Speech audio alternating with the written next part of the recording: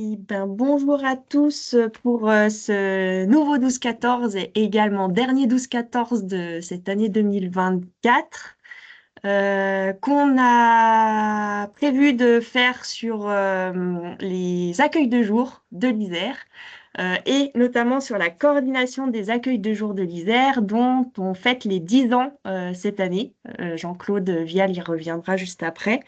Ça nous a semblé intéressant de faire ce dernier 12-14 sur la coordination et sur les accueils de jour parce que la coordination, pour sa part, c'est un format assez original.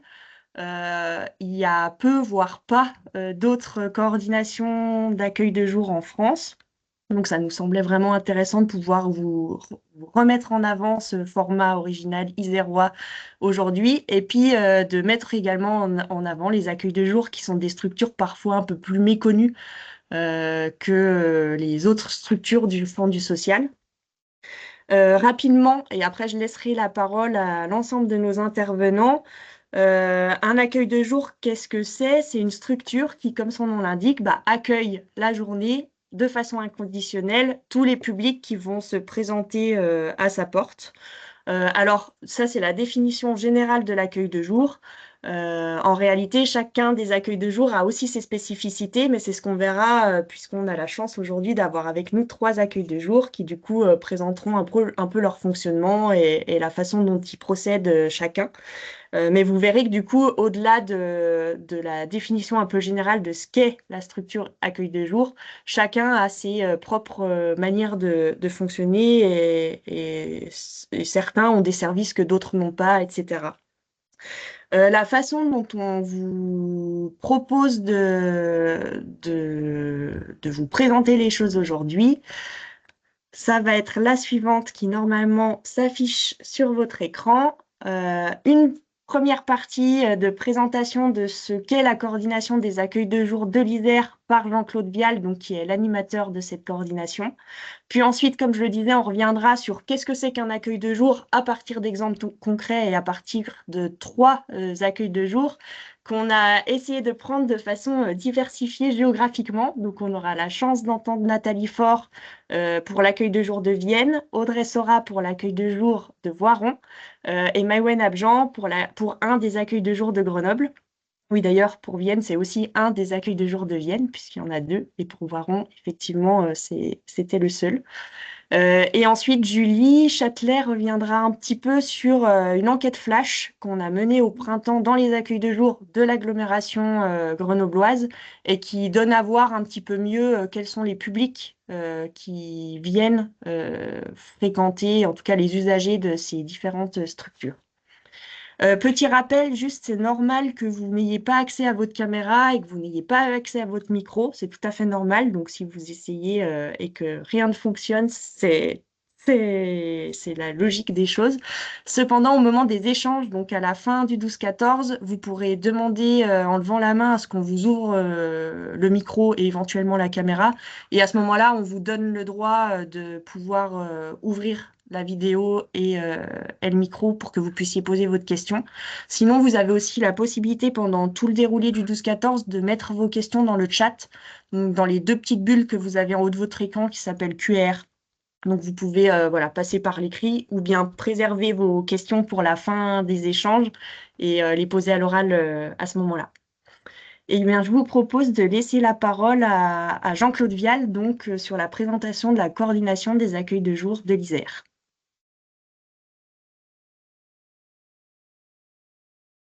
10 ans, il y a eu la création de la coordination des accueils de jour, dont je vais vous résumer en 5 points les objectifs de cette coordination et vous donner chaque fois quelques exemples concrets. Premièrement, la coordination est un lieu d'échange pour apporter une réponse adaptée aux besoins des personnes accueillies, ce qui se traduit par un partage des pratiques, de leur complémentarité, tout en les renforçant. C'est également un lieu de partage de difficultés que rencontrent les accueils de jour, mais c'est aussi un soutien pour la recherche de nouveaux locaux, ce qui a été le cas pour Point d'eau, le Fournil et actuellement encore pour le Rigodon, et le soutien à la création d'un accueil de jour sur Grenoble en 2018 qui s'appelle l'Escale. Comment se fait ce travail? Ces lieux d'échange, ils se font à travers une réunion mensuelle. Deuxième axe de travail, pour nous, la mutualisation des moyens lorsque cela est possible. Je vais vous donner deux exemples. Le premier, dans le cadre de la mise en place du logement d'abord, dont l'objectif est de réduire le sans-abrisme en favorisant l'accès au logement. Il y a eu en 2019 une convention avec la métropole qui a été signée pour assurer des permanences intégrées dans les 4 accueils de jour de Grenoble: Point d'eau, Femmes SDF, Mosaïque, Le Fournil, pour faciliter l'accès au logement. Ce travail consiste en une ouverture des droits et de démarches logement. Deuxième exemple, en 2022, une réponse commune à un appel à projet nommé Trajectoire pour le financement pour l'accès aux droits a été retenue. Cela concerne 7 accueils de jour, dont un sur Voiron, un sur Bourgoin et les autres sur Grenoble. Troisième axe de travail de la coordination, c'est une contribution large à différents groupes de travail autour de la question des personnes en grande précarité. Voici quelques thèmes où la coordination a participé: la santé, le personnel en fragilité psychique, la lutte contre la fracture numérique, l'accès à un logement, groupe de travail pour la mise en place de trajectoires. Quatrième axe de travail, c'est une force d'interpellation des partenaires et une participation active aux débats locaux.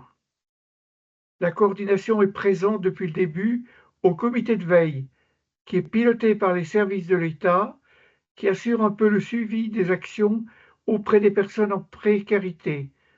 La coordination fait remonter les questions auxquelles sont confrontées les personnes accueillies et recherche, avec le comité de veille, des solutions. En 2018, il y a eu une interpellation de l'État, du département et du CCAS pour travailler sur la mise en place de conventions pluriannuelles afin de consolider le financement de l'activité. Il y a eu un accord des partenaires pour une convention pluriannuelle, mais sans engagement financier. En 2022, il y a eu une interpellation de l'État sur les conséquences financières de la flambée des prix de l'énergie. On nous a demandé de faire remonter les surcoûts, qui a dû conduire à un complément de financement. Il y a un objectif important dans cette interpellation, une interpellation permanente de l'État sur l'insuffisance des places d'hébergement d'urgence qui sont saturées et ne permet plus de prendre en charge les personnes qui cumulent une multitude de difficultés. Cette insuffisance de places a pour conséquence que des personnes seules, des familles avec enfants, dorment dans la rue à cause du manque de réponses d'hébergement et qui viennent en journée dans les accueils de jour. On peut signaler une petite avancée en 2021 qui a été l'ouverture d'un accueil de nuit pour femmes avec enfants de 40 places. Il y a eu une forte contribution à l'élaboration du plan départemental de l'hébergement pour le logement et l'hébergement des personnes défavorisées en Isère, piloté par l'État et le département. C'est ce qu'on appelle le PALDI, qui a été monté pour la période 2021 à 2027, à partir de propositions concrètes pour que le parcours de l'accès à l'hébergement et au logement soit pris en compte. Chaque année, un rapport d'activité est présenté aux financeurs, État, Conseil général, collectivités locales, au cours d'une réunion pour faire le point sur l'activité des accueils de jour, les évolutions des publics et les difficultés auxquelles sont confrontés les accueils de jour, dans l'objectif de rechercher ensemble comment il est possible de trouver des solutions. Et enfin, la dernière action de la coordination, c'est développer une fonction d'observation sociale, de veille et d'alerte concernant les personnes en grande précarité avec l'Observatoire de l'hébergement et du logement, qui est membre de la coordination. Il y a eu 2 axes, des études conduites par l'OHL qui s'appuient sur l'expérience de terrain des accueils de jour. Je vous citerai plusieurs études, l'impact de la crise sanitaire, le sans-abrisme, l'hébergement chez les tiers, l'accès aux droits, le logement des personnes en accueil de jour. Et également la participation au 12-14 organisée par Un Toit pour tous et l'OHL, tel que vous êtes actuellement en train de le vivre. Et puis, on vous présentera à la fin du 12-14 une étude conduite sur les personnes privées de domicile réalisée auprès des personnes accueillies dans les accueils de jour.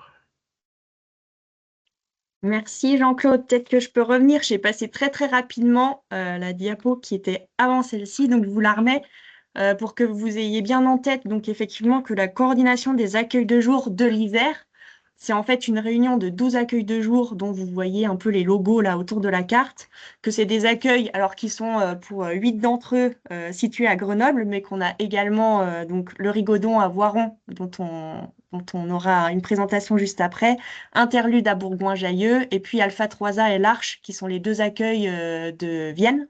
Donc, on entendra aussi un des deux tout à l'heure. Mais voilà, pour que vous ayez l'ensemble de ces 12 accueils et aussi en tête que tous les accueils de jour de l'Isère ne sont pas dans la coordination. Donc, c'est un petit échantillon déjà, enfin petit, c'est un bien grand mot puisqu'il est déjà, donc il y en a 12. Mais voilà, la coordination des accueils de jour ne regroupe pas l'ensemble des accueils de jour présents sur le territoire isérois, mais un bon nombre d'entre eux. C'était juste une petite précision. Et effectivement, Jean-Claude l'a dit, il y a plusieurs choses qu'apporte la coordination et des enjeux qu'on va retrouver probablement dans les 3 présentations qui viennent. Du coup, je laisse la parole à Nathalie Faure pour la présentation de l'accueil de jour de Vienne, enfin d'un des 2 accueils de jour de Vienne, celui d'Alpha 3A. Bonjour, bonjour à tous. Donc effectivement, je vais vous présenter l'accueil de jour qui n'a pas de nom. C'est l'accueil de jour qui est adossé au CHRS L'Accueil à Vienne. Donc cet accueil de jour est ouvert depuis 2017 dans des locaux qui nous sont prêtés par le CCAS. Nous sommes ouverts de 11h à 14h, pardon, en complémentarité avec l'accueil de jour, lui, géré par le CCAS. Donc cet accueil de jour, c'est l'Arche. L'Arche est ouvert de 8h à 11h30 et de 13h30 à 16h30. Et nous, de 11h à 14h. Alors, les prestations de l'accueil de jour de Vienne, Alpha 3A, ce sont déjà un accueil par des travailleurs sociaux, conseillers socio-éducatifs tous les jours. Les personnes qui viennent à l'accueil de jour peuvent venir avec leurs chiens. Nous accueillons que des adultes, pas d'enfants, c'est important. Et nous sommes vraiment dans une démarche d'accueil inconditionnel pour les personnes. Le premier repas à l'accueil de jour est gratuit, ainsi que les produits d'hygiène et les douches et les casiers. Et puis le repas ensuite est à 1 €, ainsi que les personnes peuvent bénéficier d'une buanderie pour laver et chasser leur linge. Et puis venir aussi s'approvisionner en vêtements, voilà, avec des dons de vêtements. Alors l'accueil de jour, il y a plusieurs partenaires qui sont présents. Donc il y a 2 travailleurs sociaux du CHRS, plus une maîtresse de maison, tous les jours, du lundi au vendredi. Nous ne travaillons pas les jours fériés, l'accueil de jour est fermé. Et puis on partage aussi notre travail avec des partenaires de la ville, notamment du soin. Donc Ellipse vient, l'équipe Ellipse, équipe mobile de psychiatrie de Vienne, vient tous les jeudis matins. Nous avons aussi une réunion avec l'équipe Ellipse une fois par mois pour les travailleurs sociaux sur les situations de l'accueil de jour chaque vendredi matin. Nous avons un infirmier du CCAS qui vient tous les lundis pour accompagner vers le soin. Et une fois sur deux le mardi, l'ADEC qui vient pour des dépistages gratuits. En binôme la semaine d'après avec une professionnelle, une AS, qui vient pour les démarches AME. Donc, comme je vous le disais, l'accueil de jour est ouvert à toutes et à tous. Toutes les personnes qui vivent dans un lieu précaire, que ça peut être un squat, caravane, camping-car, toile de tente. Mais nous accueillons aussi toutes les personnes qui souffrent d'isolement et qui ont un logement et qui ont besoin de liens sociaux et qui ont besoin à un moment de venir, pas forcément pour manger, mais pour discuter, voir du monde, pour rompre l'isolement. Voilà, l'idée, c'est d'accompagner les gens vers le droit commun et puis de continuer à préserver ce lien social et puis la discussion qui s'engage avec les travailleurs sociaux. La chance que nous avons aussi à Vienne, c'est que l'équipe de l'accueil de jour participe à une commission errance une fois par mois avec tous les acteurs sociaux de la ville, hein, que ce soit le CCAS, les maraudes, toutes les associations. C'est organisé par Vienne Agglo. Donc, on peut échanger sur les situations qu'on aurait repérées comme difficiles ou inquiétantes. Et ça nous permet aussi d'affiner les orientations avec l'accord des personnes, évidemment. Donc voilà, c'est très complémentaire. L'important, c'est qu'à Vienne, l'accueil de jour ne soit pas isolé et qu'on puisse travailler en réseau. Parce que on pense qu'il n'y a que de cette façon qu'on peut aboutir à des solutions pérennes et positives pour les personnes. Voilà, on accueille, comme je l'ai dit, sans condition, sans forcément poser de questions et puis en toute bienveillance, le mieux possible. Voilà, je pense que j'ai globalement tout dit sur l'accueil de jour de Vienne. En ce qui concerne notre participation, enfin ma participation une fois par mois à la coordination des accueils de jour, c'est un rendez-vous pour moi, voilà, bon, j'essaye d'y être au moins en visio une fois par mois. Ça nous permet effectivement d'être avec l'Arche, d'être moins éloigné de la grande métropole et puis aussi de croiser les compétences et puis les pratiques. Et puis ça nous a permis aussi, moi je suis en poste depuis septembre 2021, bah, d'établir un rapport d'activité annuel commun et puis aussi d'échanger sur les offres des différents accueils de jour et puis de voir ce qui est possible dans les grandes villes comme dans les petites villes. Voilà. Merci Nathalie. Ce que je retiens du coup et qu'on retrouvera probablement au moins dans l'une ou les deux présentations qui viennent, c'est un peu la complémentarité entre les structures. Tu parlais de l'Arche pour le territoire de Vienne, mais à Grenoble, je sais aussi que les accueils de jour fonctionnent beaucoup ensemble parce qu'en fait, de fait, les gens qui viennent dans un accueil peuvent après se rendre dans un autre, etc., en fonction justement des horaires d'ouverture d'abord et puis des services qui sont proposés aussi. Donc, on voit apparaître effectivement la complémentarité entre vous tous, les services qui peuvent différer entre les uns et les autres, et puis aussi, tu as commencé à le dire, tous les partenariats que vous avez avec des acteurs divers et variés. Tu as notamment parlé de ceux de la santé, et notamment de la santé psychiatrique. Voilà, tout le travail social qui est fait. Donc, c'était intéressant et je pense que... Oui, Je vais vas-y. juste ajouter, effectivement, il y a aussi si on a construit le projet autour de la présence des travailleurs sociaux à l'accueil de jour, c'est vraiment pour qu'il y ait un accès au droit commun. Il y a pas que le soin, il y a aussi un début diagnostic qu'on peut partager sur l'accès en CHRS ou au logement, et puis beaucoup d'orientation aussi des personnes. Et peut-être un élément que je n'ai pas dit non plus dans la diversité des fonctionnements et des types de structures dans l'introduction, mais qui aurait peut-être quand même valu le coup que je l'annonce, c'est que en fonction des structures aussi, ça peut être des équipes de salariés uniquement, ou alors des équipes de bénévoles uniquement, ou alors des équipes mixtes salariés bénévoles. Donc là, vous, à Vienne, c'était uniquement salarié. Oui. Mais voilà, dans d'autres accueils de jour, ça peut être un autre fonctionnement avec d'autres types d'intervenants qu'uniquement des professionnels salariés. Et du coup, je laisse la parole à Audrey, Audrey Sora, donc du Rigodon à Voiron. Merci Marie, bonjour. Moi, je représente l'association Le Rigodon, qui est ouverte depuis 1998 sur Voiron et plus largement au niveau du pays voironnais. Notre mission première est de lutter contre toute forme de précarité et pour cela, on a 2 services, on a un jardin solidaire et un accueil de jour. Pourquoi il était intéressant pour nous de marquer toute forme de précarité, puisque souvent sur le territoire de Voiron, on a une précarité majoritairement vieillissante au niveau du public. On a à peu près 60% du public qu'on accueille qui a plus de 50 ans et qui sont dans une précarité de lien social, d'isolement. Les 25 autres pourcents qu'on peut identifier, ça va être des personnes, et ça c'est nouveau depuis quelques années, ça va être des personnes qui sont dans une grande précarité selon les différents, au niveau logement, au niveau santé, au niveau droit, au niveau accès à l'alimentation. Au niveau de nos services, on est un accueil de jour où on offre à peu près, on essaye en tout cas d'offrir à peu près tous les services qui permettent à ces personnes de vivre, on va dire, dignement.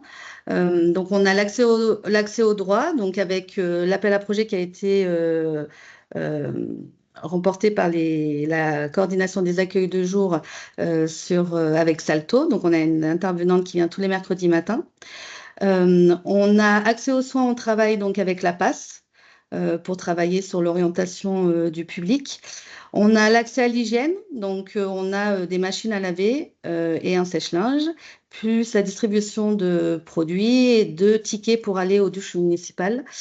Et nous avons, et c'est pour ça que je finis par ça, parce que ça prend une grande place chez nous, on a l'accès à l'alimentation avec un petit déjeuner qui est offert de 9h à 10h tous les matins de la semaine et un repas entre midi et 13h30 à hauteur de 2,50 €.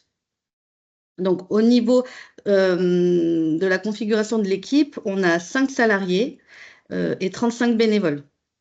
Donc, du coup, nous, on cohabite entre salariés et bénévoles, ce qui est assez intéressant pour cette association.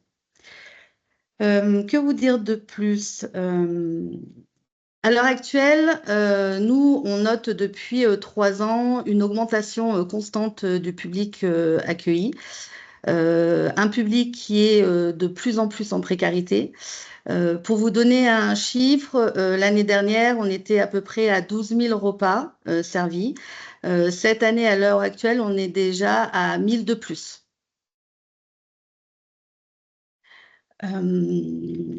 Voilà. Les enjeux. Donc nous, le grand enjeu depuis quelques années maintenant, c'est de trouver des nouveaux locaux, puisqu'on a un tout petit local. Alors c'est très convivial, mais pour le coup, quand il y a trop de monde, ça devient plus du tout convivial. Donc là, on travaille, on a identifié des nouveaux locaux. Donc je pense que l'année 2025 va être l'année du Rigodon. Et on est soutenu par la mairie et le Pays Voironnais pour l'acquisition potentielle de ces nouveaux locaux. Pour la coordination des accueils de jour, pour moi et soutenu par le bureau et le CA, c'est un moment essentiel puisque sur le territoire, on est seul en tant qu'accueil de jour. Et comme notre public, il est quand même aussi différent de celui qui est accueilli sur Grenoble, ça nous permet en fait une complémentarité, ça nous permet aussi de travailler sur où on a envie d'aller au niveau de faire passer quel message, de savoir ce qui se passe un petit peu et de se sentir effectivement moins seul. Et cette connaissance du territoire nous permet aussi d'orienter des personnes dans tel ou tel accueil de jour, s'il y a des personnes de passage. Donc pour nous, c'est un temps assez essentiel. Voilà. Merci Audrey. Parfait. On espère que le déménagement pourra effectivement se faire en 2025 et que vous aurez enfin des locaux un petit peu plus adaptés, oui, effectivement, à la fréquentation qui augmente. Tu l'as rappelé pour le Rigodon, en fait, on pourrait presque en faire une généralité pour l'ensemble des accueils de jour. Pour vous remettre, parce que pareil, c'était la diapo que j'ai passée un petit peu vite sur la présentation de Jean-Claude au tout début.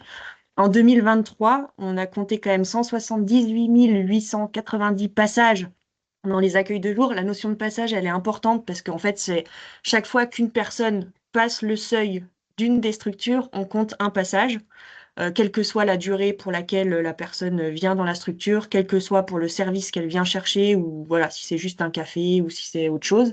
Mais en tout cas, c'était 178 890 en 2023 et c'est 20% de plus que ce qu'on avait compté, enfin que, en tout cas ce que vous avez compté dans vos structures une année auparavant. Donc c'est quand même une explosion également généralisée, j'ai envie de dire. Tu l'as dit pour le Rigodon, mais je pense qu'on peut le dire pour à peu près tous les autres accueils de jour de la Cordo en tout cas. Donc merci Audrey pour ces ajouts et du coup je passe la parole à Maïwen pour Femmes SDF à Grenoble. Bonjour à tous et à toutes. Donc, je suis Maïwan Abjan, je suis la directrice de l'association Femmes SDF à Grenoble. Donc, et l'association Femmes SDF gère notamment un accueil de jour spécifique pour femmes qui a été créé fin 2004, qui a donc 20 ans là cette année. Qui est donc un accueil de jour un peu particulier parce qu'il s'adresse à donc spécialement à un public féminin. Mais qui aussi a comme principe fondamental l'inconditionnalité dans le sens où toute femme qui va pousser la porte de l'accueil de jour est accueillie, quelle que soit sa situation administrative, familiale, par rapport au logement, etc. Et donc, ça reste une porte ouverte, en fait, l'accueil de jour où chaque femme qui le souhaite peut être accueillie. Il s'est créé beaucoup en complémentarité de ce qui existait à l'époque, parce qu'il y avait donc des accueils de jour mixtes, tout public, qui étaient à 90% fréquentés par des hommes et où les femmes se trouvaient très minoritaires et donc la vie et la fréquentation de ces lieux n'étaient pas simples. Et c'est pour ça aussi que le local des femmes s'est créé pour apporter un espace plus sécure aussi aux femmes. Voilà. Et il s'est créé aussi en complémentarité dans le sens où on ne fait pas tout au local des... Donc c'est un lieu qui s'appelle le local des femmes, j'ai oublié, il faut quand même le préciser. On ne fait pas tout, on n'a pas tout service. On a fait des choix de certains services, de certains accompagnements, voilà. Et on essaye de mettre beaucoup d'énergie à faire ce qu'on fait de manière qualitative, voilà, pour les personnes. On accueille donc des femmes qui ont en commun d'avoir une problématique liée au logement. Donc, soit parce qu'elles sont à la rue, sans domicile, dormant dans les parcs, dans des voitures, dans des halls d'immeubles, etc. Soit hébergées par-ci par-là. Hébergées, ça peut être de manière un peu stable, mais ça peut être aussi de manière très instable et très insécure aussi, mettant les femmes dans des situations de danger. Et on accueille aussi des femmes qui sont hébergées par le 115 ou alors hébergées dans des hébergements d'insertion. Et puis des femmes qui sont en logement, qui pour la plupart ont eu des passages à la rue et qui vivent des situations d'isolement social dans leur logement et de précarité matérielle aussi qui font qu'elles viennent dans notre accueil de jour. On accueille, à la base, notre lieu d'accueil avait été fait pour les femmes seules. Depuis, on va dire, une dizaine d'années maintenant, beaucoup de femmes, beaucoup du public féminin à la rue sont des femmes avec enfants. Donc, l'association et notre lieu d'accueil a évolué avec ça et on accueille à peu près un tiers de femmes qui viennent avec leurs enfants et 2 tiers qui viennent seules. Donc notre accueil, c'est un accueil inconditionnel, comme je le disais, un accueil qui respecte l'anonymat des personnes. Une personne qui va venir chez nous, on va pas remplir une fiche avec elle pour connaître sa situation. On ne va pas lui poser est-ce qu'elle a un logement, est-ce qu'elle a pas de logement, etc. C'est vraiment un accueil libre, voilà. Dans un premier temps, les personnes, c'est avant tout un lieu de pause, un lieu où on peut se reposer, un lieu où on peut être en sécurité, se mettre à l'abri, sortir de la précarité et de la violence aussi parfois que les femmes peuvent subir dans la rue. Un lieu aussi où on peut trouver du coup du répit. C'est un lieu où on peut avoir accès à des services de base, notamment les douches, puisqu'on a deux salles de bain. On a une chambre aussi pour que les personnes puissent se reposer pendant nos temps d'ouverture. Et puis des bénévoles de soins qui viennent pour aussi apporter une kiné, une ostéopathe et une socio-esthéticienne qui viennent pour apporter des temps de bien-être et de soins aux femmes qui fréquentent notre accueil de jour. C'est un lieu aussi pour pouvoir être en lien. Voilà, il y a beaucoup de femmes qui sont très isolées, des femmes qui nous disent qu'elles n'ont pas parlé à quelqu'un depuis plusieurs jours. Donc c'est aussi quand même un lieu où il y a beaucoup de relations, un lieu où les personnes peuvent parler, peuvent être écoutées et peuvent être dans des échanges, que ce soit avec l'équipe professionnelle ou entre femmes aussi, où il y a beaucoup de liens qui se créent. C'est un lieu où on peut demander de l'aide, où on peut être aidé dans des démarches, où on peut être informé, surtout informé de ses droits, informé de ce qu'on peut faire pour améliorer sa situation. Et puis, c'est aussi un lieu où on peut sortir la tête de ces démarches personnelles qui sont très chronophages, on le constate pour les femmes qu'on accueille, et qui génèrent aussi beaucoup de mal-être, parce que c'est des démarches qui prennent énormément de temps, d'énergie, et qui parfois avancent peu. Donc, c'est aussi un lieu où les personnes peuvent s'impliquer dans des projets, dans des temps collectifs, dans des ateliers où elles peuvent être valorisées, où elles peuvent aussi... où c'est aussi une question d'estime de soi, de pouvoir voilà, prendre une place dans un collectif, pouvoir faire des choses avec d'autres, pouvoir s'exprimer et construire des choses collectivement. Voilà, on a 2 permanences accompagnement accès aux droits par semaine, une le mardi après-midi, une le jeudi matin, qui là sont sur rendez-vous. Et on a aussi des partenaires extérieurs qui viennent faire des permanences un peu spécialisées. Une infirmière médiatrice santé qui vient donc pour être disponible sur les questions de santé. Une travailleuse sociale de la métro qui vient pour les questions de logement, d'accès au logement. Une juriste de l'ADAT qui vient pour les questions de droit des étrangers. Et on a aussi une permanence de Un Toit pour tous et de l'équipe juridique mobile qui viennent donc sur les questions de DAO, DALO. Voilà, ce que je peux peut-être préciser aussi, c'est que en parallèle de l'accueil de jour, on a beaucoup d'actions d'aller vers pour aller à la rencontre des femmes là où elles sont, donc dans la rue et puis dans d'autres accueils de jour partenaires. On est une équipe salariée, donc il y a 4 travailleuses sociales donc, et moi-même. Et c'est le choix aussi d'avoir une équipe salariée pour aller vers, accueillir, accompagner, être dans des projets avec les femmes, avec des actions un peu transversales. Chaque collègue est impliqué en fait dans chaque action et du coup, c'est des manières complètement différentes d'être en lien avec les femmes et d'avancer en fait avec elles. On a aussi depuis je vais dire 1 an, beaucoup développé les actions autour de la santé. Donc, on a une infirmière médiatrice santé qui vient à 40% de chez nous. Voilà, en gros, les enjeux, l'augmentation du public accueilli. Je vais répéter ce que mes collègues de Vienne et de Voiron ont dit. Et j'ai l'impression de radoter parce que chaque année, en fait, on le répète, mais chaque année, le public qu'on accueille augmente. Là, en 2024, on est à plus 30% de public accueilli. Donc, on est à près de 900 personnes différentes accueillies dans notre lieu. De plus en plus d'enfants. Près de 250 enfants qui ont été accueillis en 2024 et la majorité de ces enfants sont sans solution d'hébergement, donc quand ils arrivent chez nous. L'augmentation de ce public, il questionne de plein fouet en fait notre pratique de l'accueil parce que c'est du coup des accueils. Là, il y a quelques années, on va dire qu'on accueillait 40 personnes par après-midi. Là, on est à 70 personnes par après-midi.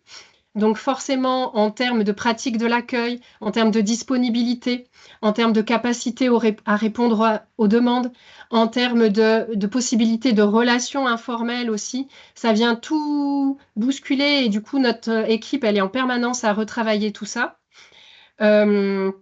Euh, voilà, en enjeu aussi, les pauvres possibilités en termes d'hébergement, que ce soit via le 115 ou que ce soit via l'OFI, et du coup des temps qui s'allongent. Ah, ça sonne, j'ai dépassé mon temps. Des temps de vie à la rue en instabilité qui sont plus longs qu'avant et qui parfois font des personnes qui sont toutes leurs demandes d'asile, voire même après, hein, quand elles ont le statut de réfugié, qui sont à la rue, sans accompagnement, sans mise à l'abri, etc. Et donc cette sécurité de base qui n'est pas là et pourtant qui pourrait permettre de s'appuyer dessus pour d'autres choses. L'accès de plus en plus difficile aussi aux services d'accompagnement et de santé, saturation des services, des conditions ou des critères d'accès, des listes d'attente, des nouvelles entrées bloquées. Voilà, c'est des choses qui sont très fréquentes en fait dans le milieu, on va dire, du médico-social actuellement et qui compliquent justement l'accompagnement des personnes. Et peut-être en parallèle de ça, mettre en valeur les accueils de jour qui restent euh, les derniers lieux, j'ai envie de dire, où justement on peut aller sans faire partie d'une file active, sans être inscrit dans quelque chose, où on peut juste se présenter, ouvrir la porte, être accueilli, faire une demande si on a une demande à faire. Et, euh, et voilà, avec tout ce que ça, comment dire, cette facilité d'accès et cette facilité pour solliciter, quand même, qui est une richesse énorme des accueils de jour et qui est mise à mal aussi justement par l'augmentation du public, les difficultés d'accès aux services extérieurs qui font que beaucoup de demandes se reportent aussi sur les accueils de jour. Euh, voilà, je crois que j'ai dépassé mon temps, donc je m'arrête.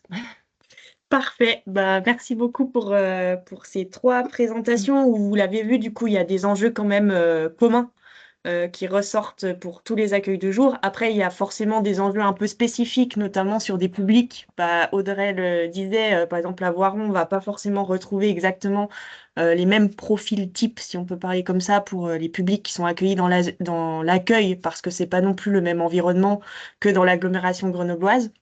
Mais il y a quand même des choses, effectivement, on le rappelait, enfin, vous l'avez rappelé, l'explosion des fréquentations, l'évolution des publics, avec effectivement l'arrivée massive des enfants accueillis dans les accueils de jour où les enfants peuvent être accueillis aussi, et toutes les conséquences que ça a, c'est toi qui le disais, Maïwen, sur vos pratiques aussi et sur la façon de faire avec les publics que vous recevez. Donc, merci pour ces 3 interventions. Je vous propose d'écouter Julie et ensuite on peut ouvrir la session questions, mais n'hésitez pas à mettre vos questions dans le chat en attendant si vous en avez, donc dans les 2 bulles au-dessus de votre écran, la QR, ou à les garder en tête pour les poser à l'oral à la fin des échanges. Et du coup, je cède la parole à Julie Châtelet, donc, qui est stagiaire à l'Observatoire de l'hébergement et du logement, et qui va vous présenter un petit peu les premiers résultats qu'on tire d'une enquête flash qu'on a eu l'occasion de réaliser au printemps de cette année, donc 2024, dans les accueils de jour de Grenoble. Mais je laisse Julie approfondir un peu ce sujet-là. Alors, bonjour à toutes et tous. Bon, Marie a fait mon introduction, donc c'est parfait. Comme disait Marie, voilà, je vais vous présenter les résultats préliminaires. Donc déjà, c'est important de vous dire que ce ne sera pas le rapport final, mais ça, on va y revenir. Donc déjà, si on revient un petit peu sur cette enquête qui a été faite au printemps, donc c'est une enquête qui a été réalisée par questionnaire et le but, c'était vraiment de mieux connaître justement les publics des accueils de jour. Donc c'est pas une enquête exhaustive dans le sens où il y a 153 questionnaires qui ont été remplis et ça pourrait toujours être plus pour affiner les résultats, mais c'est quand même déjà un bon nombre et on peut déjà tirer des pistes d'analyse intéressantes à partir de ça. Donc, on reste vraiment sur l'agglomération grenobloise. Donc, ça ne concerne pas tous les accueils de jour, par exemple, qui sont intervenus aujourd'hui. Et il y a eu 15 sessions au total. Et ce qui est aussi intéressant de voir, c'est d'essayer de produire un peu des données statistiques quand même qui restent peu nombreuses, notamment sur certains sujets. Si on parle d'hébergement chez les tiers, par exemple, c'est des choses qui vont apparaître dans les résultats et on va pouvoir tirer et produire un peu des statistiques par rapport à ça. Donc là, vous avez sur le diapo les différents blocs de questions qui étaient posés pendant qui étaient dans le questionnaire. Donc, on a le premier donc sur, j'arrive vraiment bien à lire, voilà, information générale de profil. Après, il y a les situations résidentielles. J'ai pas laissé toutes les questions, hein. Vous avez juste des petits exemples et vous aurez le diaporama si vous voulez aller regarder un peu plus et plus tard le rapport aussi. Ressources, droits et démarches. Et ensuite, on avait donc le bloc sur la santé, les besoins et au-dessus, tout en haut, les trajectoires des personnes. Donc, si on va un petit peu sur les premières analyses, ce qu'on voit déjà, c'est qu'il y a divers publics qui ont été interrogés, donc des personnes mineures jusqu'à des personnes qui avaient 70 ans ou plus. Et là, on voit au milieu de la pyramide, c'est donc quand même une majorité. Il y avait 29 personnes sur les 153 qui ont entre 30 et 39 ans. Et ensuite, il y a aussi pas mal de personnes voilà, jusqu'à 50 ans, 60 ans. Si on passe à la diapo suivante, ce qu'on voit aussi, c'est qu'il y a une surreprésentation des hommes dans les résultats, donc qui était plutôt attendue, mais quand même une présence qui est non négligeable des femmes. Donc on voit 64% d'hommes et 36% de femmes. Il y a un rééquilibrage aussi qui a été un peu opéré avec les questionnaires qui sont passés justement au local des femmes qu'on a présenté juste avant. Et sinon, ça aurait été probablement plutôt 20% de femmes seulement et pas 36%. Donc, c'est quand même intéressant de voir que voilà, il y a certes une surreprésentation de ces hommes dans du coup les analyses et les résultats, mais on a quand même 36% de femmes. Si on passe maintenant au type de la typologie des ménages qui ont été interrogés, on voit que majoritairement, ce sont des personnes seules, donc qui représentent 73%. Donc, on a compté là-dedans mineurs isolés, hommes seuls, femmes seules et aussi familles monoparentales. Et donc, un autre chiffre, c'est quand même 30 familles sur l'ensemble qui ont été interrogées, en comptant aussi du coup les familles monoparentales, qui représentent 20%, voilà, comme j'ai dit. On a donc probablement là-dedans, et ça, il faudrait aussi l'affiner un peu plus, des enfants qui vivent dans des conditions de vie précaires. Et donc, ça revient un peu à la remarque qu'a faite Maïwenn juste avant sur l'augmentation des publics de manière générale dans les accueils de jour et sur des cas de plus en plus préoccupants d'enfants mineurs isolés qui sont sans solution d'hébergement et de logement. Donc, ce qu'on voit aussi avec ce graphique-là qui présente simplement la fréquentation des structures. Donc, la question était générale, c'était est-ce que vous fréquentez plusieurs structures, plusieurs accueils de jour, lesquels? Donc, il y en a qui reviennent plusieurs fois. C'est pour ça que c'est à chaque fois des nombres assez hauts. Mais donc, ce qu'on voit, c'est qu'il y a une sorte de complémentarité, et on en parlait juste avant, dans le sens où certainement des circuits avec un moment un passage à point d'eau, puis par exemple un passage au Fournil pour aller prendre un repas. Donc voilà, ce serait aussi un résultat intéressant à aller un petit peu affiner pour comprendre mieux cette complémentarité et potentiellement les différents circuits entre les structures. Au niveau des situations résidentielles, donc ce qu'on voit, c'est qu'elles sont précaires pour la grande majorité des personnes interrogées. Il y a quand même plus de 50% qui sont en situation d'hébergement, de logement précaire, donc avec 28% de personnes sans abri. Donc à chaque fois, on parle bien sur les 153 personnes interrogées, hein. Donc 28% qui sont sans abri, 18,9% qui sont hébergés chez un tiers. Donc ça aussi, c'est un pourcentage important. 7,2% qui vivent en squat et 28,7% qui sont en hébergement. Ensuite, sur les personnes qui vivent dans un logement, donc il y a 42% quand même des personnes interrogées qui vivent dans un logement. Il y en a 4,6% qui sont propriétaires et donc il y a 37,2% qui sont locataires et parmi ces locataires-là, il y en a 80% qui sont dans un logement social. Et un autre chiffre, le tout dernier que vous avez en bas de la diapo, celui-là, il concerne les 2 d'avant, en fait, les 42% des personnes qui vivent dans un logement. Là-dedans, il y en a 53,7 qui sont des personnes donc, qui déclarent être concernées par des problèmes d'insalubrité, d'inadaptation au logement par rapport aux capacités physiques et au handicap des personnes ou des problèmes de suroccupation.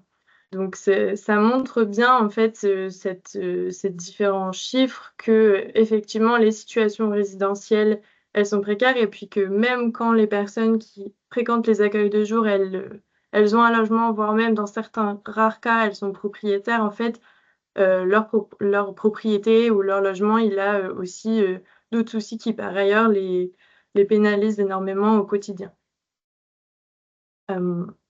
Ensuite, si on passe un petit peu sur les chiffres du recours au 115, donc ce qu'on voit, c'est plutôt un non-recours vraiment massif, important au 115, notamment parce que la règle en Isère est d'appeler au moins tous les 15 jours pour maintenir une demande active. Là, on voit que justement, il y a près de 30%, donc c'est les 2 premiers chiffres, si vous appelez le 115 jamais ou de temps en temps. Donc, il y en a près de 30% de personnes qui n'appellent pas le 115 justement tous les 15 jours. Et donc voilà, on peut passer à la suite. Donc rapidement sur les conclusions, on pourra revenir hein, sur les chiffres après s'il y a des questions. Ce serait plutôt sur les valorisations finalement de ce qu'on va pouvoir faire de ces données par la suite, de cette enquête flash. Donc il y aurait des choses intéressantes à aller approfondir et qui ont été un peu aussi évoquées avant par les différentes intervenantes, notamment au niveau de la santé, aller voir un peu peut-être les personnes, si elles bénéficient ou non d'une couverture maladie, si elles ont accès à des professionnels de santé.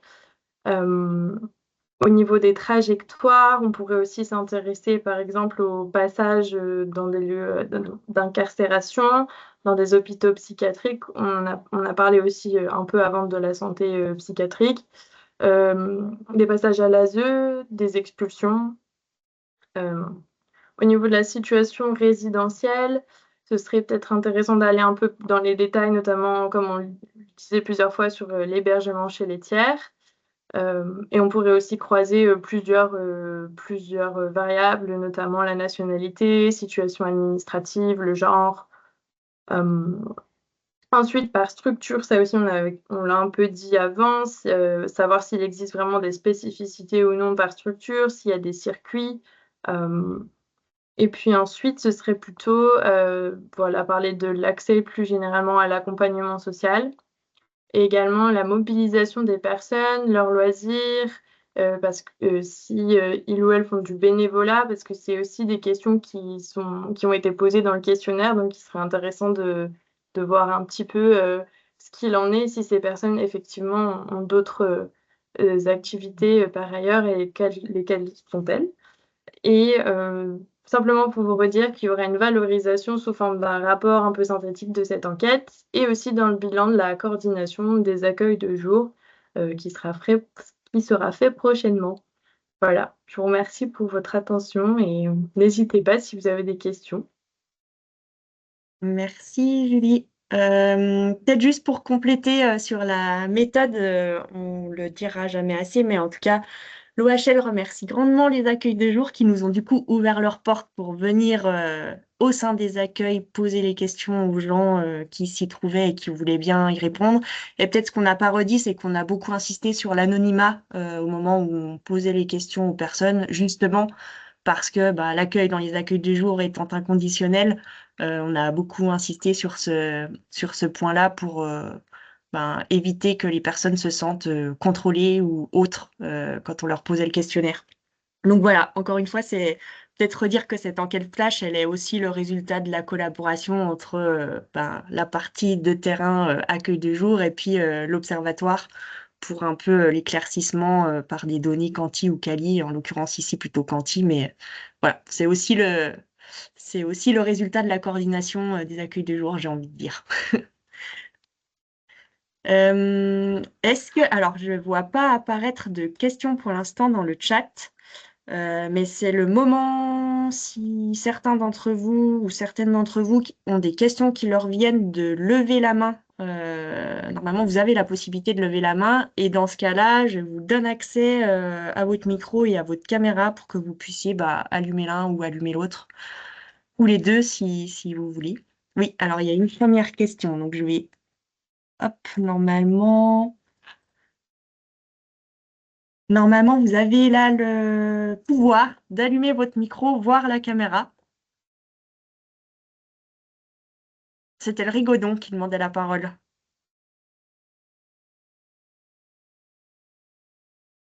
Alors, pour l'instant, on n'a pas, je sais pas. Moi, de mon côté, tout est bon. Donc, si jamais Hubert Salé, vous voulez allumer votre micro, vous pouvez le faire et poser votre question à l'oral. Sinon, il faudra, si jamais ça marche pas pour une raison ou pour une autre, il faudrait passer par le chat. Ou alors, c'était une fausse manipulation aussi de lever la main. C'est une autre possibilité qui arrive régulièrement. Bon, alors, en tout cas, si jamais vous le souhaitez, vous pouvez activer le micro un peu à tout moment et poser la question si jamais il y en avait une. Sinon, on peut prendre d'autres questions s'il y en a. Ou peut-être d'autres compléments du côté des intervenants et intervenantes, si jamais il y en a aussi. Je crois, Marie, qu'il y a une question dans Ah, le merci. QR Dans le virtuel. chat. Ah, d'accord. Alors, attends, je lis. Alors, je veux bien que tu la lises, Maud, si tu Oui. l'as, parce que pour le coup, je ne la vois pas. Alors, la Merci. question, c'est une question de Monique Blanchin qui me demande si les personnes concernées ont une activité professionnelle éventuellement intermittente ou peu rémunérée. Alors, j'imagine qu'on est sur les usagers, une question sur les publics ou les personnes qui viennent dans les accueils. Alors, ce pourquoi j'imagine qu'on n'a pas forcément, on a peut-être des choses qui pourront nous être dites par les accueils. Alors, on le rappelle, du coup, l'accueil étant inconditionnel et sans question, on n'aura pas nécessairement l'information, sauf si des gens ont parlé ou quoi. Et nous, on aurait certainement la réponse à votre question. Alors, encore une fois, comme le disait Julie, c'était une enquête flash, donc à un moment T, un moment précis, mais qui a au moins l'intérêt, avec toutes les limites que ça a par ailleurs, mais au moins l'intérêt de pouvoir donner des tendances, entre guillemets. Et la réponse à cette question, on l'aura certainement quand l'analyse sera finalisée, mais ça n'a pas fait partie des éléments qu'on a débroussaillés pour aujourd'hui et que Julie vous a présentés. Donc, j'ai envie de dire que l'inconditionnalité de l'accueil, qui a été beaucoup mise en avant, fait qu'on n'aura pas forcément la réponse à votre question. Mais peut-être que je laisse quand même la main à Maïwen, par exemple, qui demande la parole. Oui, il y a certaines personnes qui ont une activité professionnelle. Ce que je dirais peut-être, c'est que c'est souvent quand même des parcours, on va dire, professionnels qui sont très en dents de scie. Il y a des personnes et où l'accès à l'emploi n'est pas simple, voilà. Il y a des personnes qui travaillent, qui ont un logement et qui viennent dans nos accueils de jour parce qu'elles y sont venues à une période où leurs conditions de vie étaient plus instables et qu'elles ont gardé une attache. Après, on accueille quand même beaucoup de personnes qui n'ont pas autorisation de travail, donc qui souhaiteraient avoir une activité professionnelle mais qui n'en ont pas la possibilité. Des personnes en demande d'asile, des personnes en situation irrégulière, etc. Et on a des femmes aussi qui, même si elles n'ont pas l'autorisation de travail, se démènent pour pouvoir trouver des pistes et qui travaillent un petit peu par-ci, par-là, dans des conditions du coup hyper précaires et peu valorisantes. Mais voilà. Là, en tout cas, la question de l'accompagnement vers l'activité professionnelle ou vers la reprise du travail, je ne peux pas dire que c'est une demande qui soit, en tout cas, dans les premières thématiques qu'on travaille avec les femmes. Souvent, ça arrive bien après parce que les situations dans lesquelles elles sont trop dans l'urgence et que faut avoir certaine sécurité pour pouvoir se projeter justement là-dedans. Mais oui, il y en a, qui travaillent, des travailleurs pauvres aussi, des travailleurs qui n'ont pas de logement, etc. Mm. Merci Maïwen pour le complément. Est-ce que Maud, par hasard, tu vois d'autres questions apparaître dans le chat sur lesquelles j'ai pas de vision? Pas pour l'instant. Très bien. Ah si, ça y est, alors là j'ai vision, donc il y en a une qui vient d'arriver. Est-ce qu'un guide papier existe? Alors, est-ce qu'un guide papier des accueils de jour et des services proposés par chaque structure existe? Et si oui, où le trouver? Alors là, je tends peut-être la perche à Jean-Claude parce que je pense que une des questions, ce serait, un des éléments de réponse, ce serait l'annuaire des accueils de jour qui n'a pas encore été remis à jour là, mais qui devrait l'être prochainement. Mais peut-être Jean-Claude, tu peux en dire un peu davantage. Oui, Oui. ce répertoire des accueils de jour, nous l'avons constitué déjà depuis plusieurs années et le réactualisons tous les 2 ans parce que les choses bougent, dans lequel il y a les coordonnées et une fiche par accueil de jour où il y a les coordonnées de l'accueil de jour, le nom de la responsable et les services proposés. Pour avoir cet accueil de jour, il faut m'écrire et je vous l'envoie ou vous le demandez à 3 pour tous, au service communication. Il est très largement diffusé auprès de l'ensemble de nos partenaires et il devrait être mis à jour début de l'année. Très bien, merci Jean-Claude pour ces éléments de précision. Et vas-y Audrey, ouais. Après, je pense que plus globalement, pour répondre à la question, il y a aussi, on fait quand même des retours réguliers selon les saisons à la DETS, où toutes les informations des accueils de jour, avec si on ouvre différemment selon le temps, selon la canicule, nos accueils, il y a toutes les informations qui sont répertoriées, et souvent au CCS aussi, on peut trouver ces informations-là. Merci. J'espère que ça répond à votre question. Mais effectivement, l'annuaire des accueils de jour, comme le disait Jean-Claude, il sera normalement réactualisé en courant 2025. Cependant, l'annuaire précédent, donc qui date déjà un petit peu, est disponible. Si vous le souhaitez, vous pouvez envoyer un mail à l'adresse générique d'Un Toit pour tous, que vous trouverez sur le site internet d'Un Toit pour tous.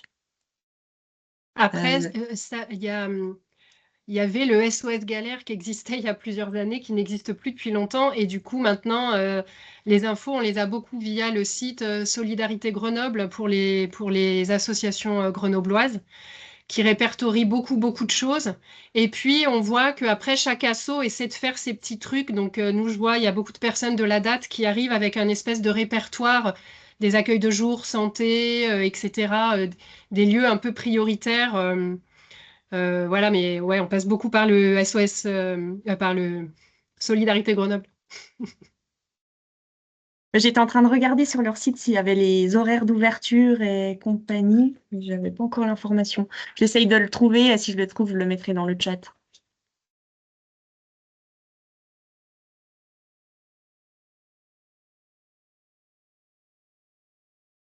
Oui, effectivement, donc il y a la personne qui posait la question qui fait remarquer que Solidarité Grenoble est efficace, mais que l'accès au numérique est parfois compliqué. Effectivement. Et du coup, donc je reviens sur la question qui était pas forcément dans mon esprit bien orientée, parce que j'ai pensé directement guide papier à destination grand public, mais également professionnel. Mais c'est vrai que je pense pas, pour le coup, qu'il y ait des guides papier dématérialisés, on va dire, à destination enfin, qui pourraient être mis comme des flyers dans les Il y a structures plus, partenaires ou autres. Ouais. il y a plus. Chaque structure fait un peu la sienne en fonction des besoins prioritaires qu'elle repère et tout ça, quoi.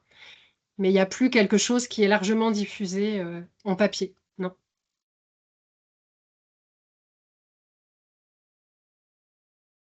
Est-ce qu'il y a d'autres questions qui se poseraient? J'en vois pas de nouvelles dans le chat et je vois pas de main se lever non plus chez les participants. Est-ce que vous voyez d'autres choses à ajouter, les intervenants, intervenantes? En tout cas, j'ai l'impression qu'on a voilà, cerné un petit peu. Alors, encore une fois, les accueils de jour étant quand même assez structurés différemment, vous l'avez vu, avec des fonctionnements différents, des tailles différentes, des services rendus ou des prestations, je ne sais pas quel terme utiliser, différents. C'était difficile de faire réellement le tour du sujet aujourd'hui, mais c'était en fait pas vraiment la question. Nous l'intérêt qu'on y trouvait, c'était voilà, de remettre en avant aujourd'hui ces structures-là, de redire que la coordination des accueils de jour existe et a un intérêt pour les accueils de jour qui y participent notamment. Et voilà, l'idée, c'était de vous faire découvrir aussi 3 structures particulières forcément, mais en même temps qui, vous l'avez vu, ont souligné un peu les mêmes enjeux, malgré tout. Voilà, c'était un peu les éléments de conclusion. Si jamais... Ah, alors je vois que j'ai un point rouge sur QR. Je vais aller voir si j'arrive à vous lire la question. Donc, les structures que vous présentez sont toutes en milieu urbain. Quid des milieux ruraux? Alors, je ne sais pas si vous avez encore la carte que je présentais là au tout début de l'intervention de Jean-Claude. Sinon, je vais vous la remettre. Donc, encore une fois, là, aujourd'hui, on était sur les accueils de jour qui font partie de la coordination des accueils de jour de l'Isère. Donc, ce n'est pas l'ensemble des accueils de jour qui existent sur le territoire. Effectivement, sur les 12 structures donc, qui participent à cette coordination, on en a 8 qui sont à Grenoble, une qui est à Voiron, que vous avez entendu, donc le Rigaudon, 2 qui sont à Vienne, dont l'accueil de jour de Alpha 3A, donc, et également l'Arche, qui sont à Vienne, et puis un autre accueil qu'on n'a pas entendu aujourd'hui, mais qui est situé à Bourgoin-Jallieu. Donc, la majorité des accueils de jour qui participent à la coordination font partie de l'agglomération grenobloise, mais pas que, puisque du coup, on a également Voiron, Bourgoin-Jallieu et Vienne qui sont représentés. Alors, ça dépend ce que vous appelez milieux ruraux. Voilà, tout ce que je peux dire, c'est que du coup, on a quand même des plus petites villes, en tout cas que seulement Grenoble, qui sont représentées dans la coordination et qui, du coup, comme le disait Audrey, je crois, et peut-être également Nathalie, trouvent aussi l'intérêt, dans la coordination, l'intérêt de pouvoir rompre un petit peu l'isolement géographique dans lequel elles se trouvent par rapport à d'autres structures qui peuvent être concentrés à d'autres endroits, notamment l'agglomération grenobloise. Après, je pense que la question est intéressante et effectivement, moi, je me permets de juste... on a conscience, donc nous, on est effectivement dans le centre de Voiron, on travaille beaucoup avec le pays voironnais et il y a quand même aussi ces réflexions qui sont en train d'émerger, à savoir comment on peut intervenir et comment on va pouvoir aussi toucher le public qui est beaucoup plus rural et où il y a des problèmes de mobilité, des problèmes autres qu'en centre-ville. Donc, je pense que c'est effectivement des choses qui sont en réflexion, en tout cas pour nous. Et je pense que de plus en plus, on sera aussi dans ces réflexions-là sur le territoire.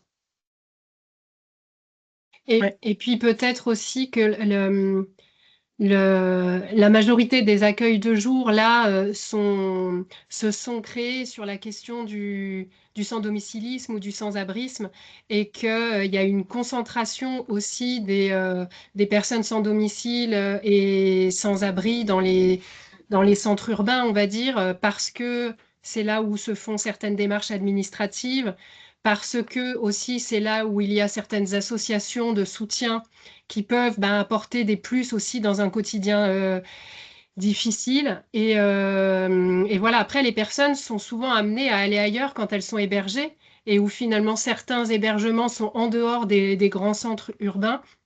Mais on se rend compte que, par exemple, ces personnes, quand je pense à des personnes qui sont hébergées dans le cadre de leur demande d'asile et qui sont à la fin déboutées de leur demande d'asile, beaucoup reviennent après dans les centres urbains du départ parce que c'est là où elles avaient trouvé des repères, des soutiens, voilà, nouer des liens, etc. Et que du coup, c'est vrai qu'il y a une concentration aussi des publics qu'on accueille sur ces zones-là. je pense que la réalité de terrain fait aussi que qui dit accueil de jour, souvent il y a accueil de nuit. Donc, nous, on voit au niveau de Voiron et même en ruralité, l'accueil de nuit n'est pas là. Donc, du coup, c'est pour ça que le public peut être aussi différent selon les territoires. Nous, on voit Voiron et Grenoble, on n'est pas si loin que ça. Mais effectivement, un public en très grande précarité au niveau logement, au niveau immigration, ne va pas forcément venir sur Voiron puisqu'il n'y a pas les services. En fait, il y a l'accueil de jour, mais il n'y a pas les autres services qui vont pouvoir les aider à être dans une complémentarité en fait de prise en charge de la situation. Merci pour les précisions. Et peut-être une dernière question que j'avais zappée dans le fil de discussion, mais qui porte sur les enfants. Alors, quand vous dites ne pas accueillir les enfants, donc je pense que Nathalie, c'est peut-être plutôt toi qui étais ciblée.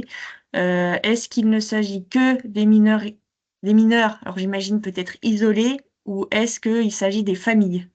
Non, on n'accueille que les majeurs.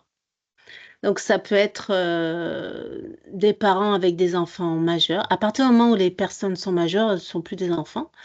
Donc, on n'accueille que les majeurs.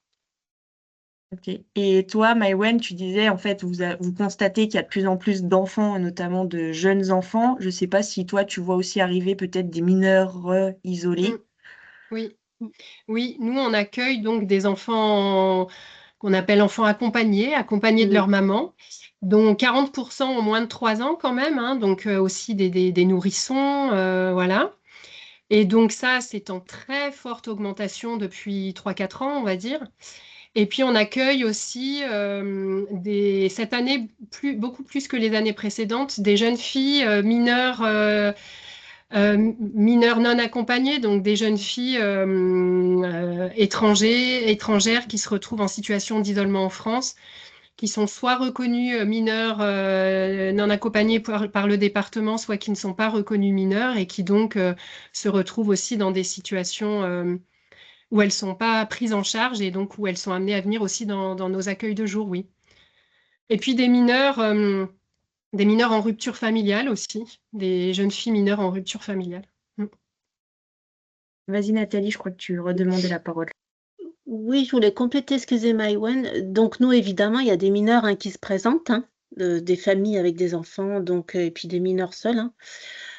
Donc, c'est après le travail de partenariat et d'alerte auprès des collègues, soit de la protection de l'enfance, soit des assos comme Prévenir. C'est là que du coup, on passe le relais. Voilà, parce qu'à partir du moment où quelqu'un vient, un mineur, et qui dit j'ai besoin je suis à la rue, on peut évidemment, c'est à nous de signaler les choses. Voilà. Et peut-être au Rigodon, alors tu signalais Audrey que 60% du public avait plus de 50 ans, donc on s'attend à peut-être qu'il y ait moins de jeunes enfants ou d'enfants qui accompagnent les parents, mais quelle est la politique un petit peu du Rigodon sur les enfants de manière générale? Est-ce qu'ils sont reçus au même titre que les autres personnes ou... Nous, à partir du moment où ils sont accompagnés par un majeur, on les accepte. Après, ce qu'on n'a pas redit, c'est peut-être aussi les configurations des locaux qui varient d'une structure à une autre et que c'est vrai qu'il y a des accueils de jour qui sont plus spacieux, avec plus de surface et aussi peut-être plus adaptés pour accueillir des enfants, notamment des enfants bas âge, que d'autres. Donc, il y a peut-être aussi cette notion-là qui peut jouer. Mais encore une fois, du coup, la complémentarité entre les accueils de jour et puis également avec d'autres partenaires, comme le rappelait Nathalie, a toute son importance. Et puis les différences de public aussi entre villes, je pense. Nous, sur Grenoble, dans l'agglo grenobloise, on a énormément de familles, par exemple primo-arrivantes à la rue. Voilà, donc du coup, l'association, elle s'est adaptée aussi au public, à la configuration du public et au vécu du public, voilà. Et c'est peut-être pas forcément la même chose dans les villes comme Vienne ou Voiron. Mais je trouve que c'est intéressant ce que dit Maïwen dans le fait de dire qu'en fait, on s'adapte. Et tout le temps, en fait, on est et ça évolue. Et en fait, on doit aussi évoluer avec le public qu'on rencontre.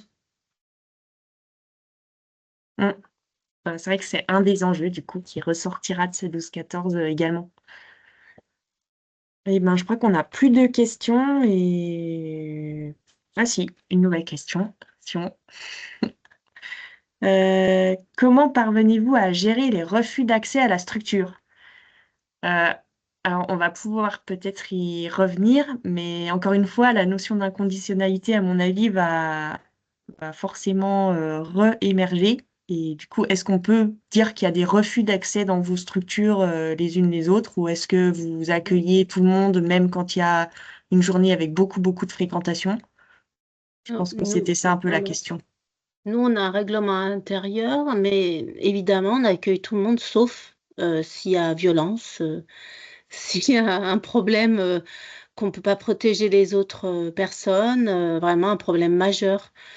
Mais c'est chaque situation, enfin, je veux dire, ça arrive rarement, parce que les gens, ils sont pas là pour, on va dire, mettre le bazar, hein. Enfin, ils ont envie d'être accueillis, mais c'est vraiment à la marge. C'est vraiment quand il y a un problème de comportement, d'addiction ou de violence, enfin ou quelqu'un d'armé, enfin quelque chose de grave, quoi. Pour nous, dans l'accueil quotidien, on ne refuse pas les personnes. La seule limite qu'on a, c'est nos locaux qui font qu'on est à l'heure actuelle à 40 repas par jour. Et bon, des fois, on monte un petit peu plus, donc on accepte, mais voilà, ça serait notre seule limite, en fait, nous, personnellement, c'est les locaux. Sinon, il n'y aurait pas de... Et ça a dû arriver une fois, depuis que moi, je suis là depuis 3 ans, ça a dû arriver une fois. Eh ben, au local des femmes, eh ben, on ne limite pas le nombre de personnes. Donc, ça peut faire des accueils à 70, voire 80. Là, on est très, je sais pas, on est dans une moyenne à 65 personnes par accueil, par après-midi, hein. Donc voilà, et on se résout pas à mettre une limite et du coup, parce que ça voudrait dire pour nous, ben, fermer la porte après et que les personnes qui arrivent après puissent pas rentrer. Donc voilà, voilà, l'accueil peut être très important, dépasser aussi, ben, on va dire les capacités, mais voilà. Et puis, ben, comment on gère les refus? Alors, je sais pas, mais je pense à des situations où il y a des femmes qui arrivent avec leur fils, je sais pas, qui a 20 ans.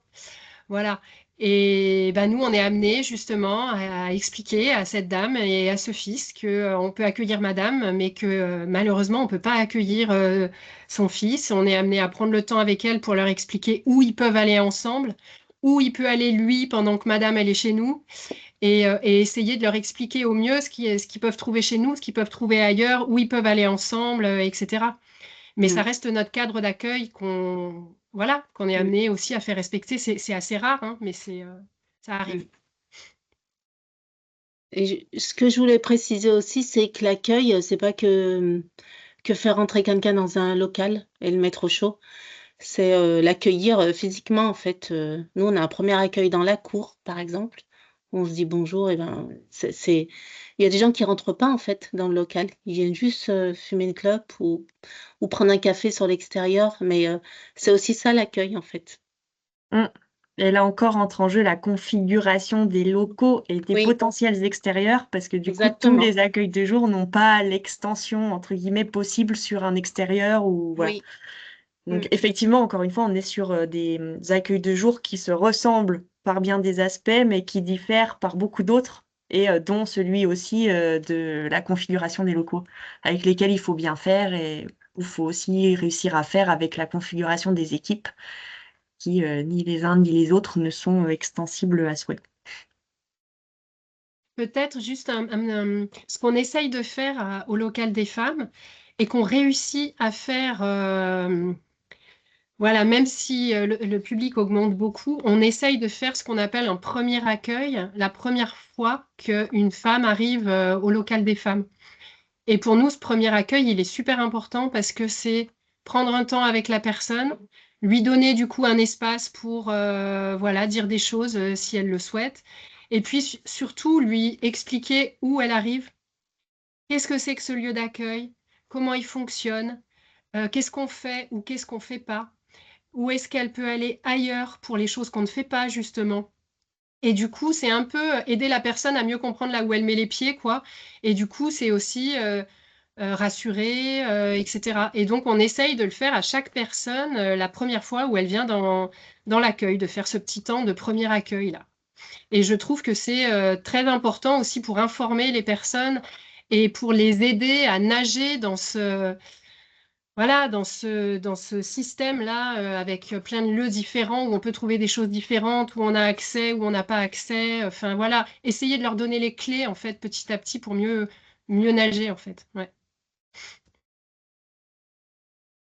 Et je pense Merci. que l'enjeu des partenaires, en fait, dans ce premier accueil est aussi important. Nous, je sais que on travaille beaucoup avec le CCS, on travaille et souvent rien qu'un petit coup de fil, nous dire ben voilà, j'ai orienté des personnes. Aussi, on est dans cette attente et le fait que les gens se sentent attendus, ça peut aussi déterminer en fait après l'accueil qu'on pourra avoir et le suivi qu'on peut avoir. Donc du coup, en fait, tout est en lien dans les accueils de jour. Je trouve que tout le travail, en fait, on ne peut pas avoir qu'une perspective de notre accueil de jour. Il faut qu'on ait vraiment une perspective au niveau du territoire et du public et des partenaires. Eh ben, merci, je trouve que ça fait un bel élément de conclusion.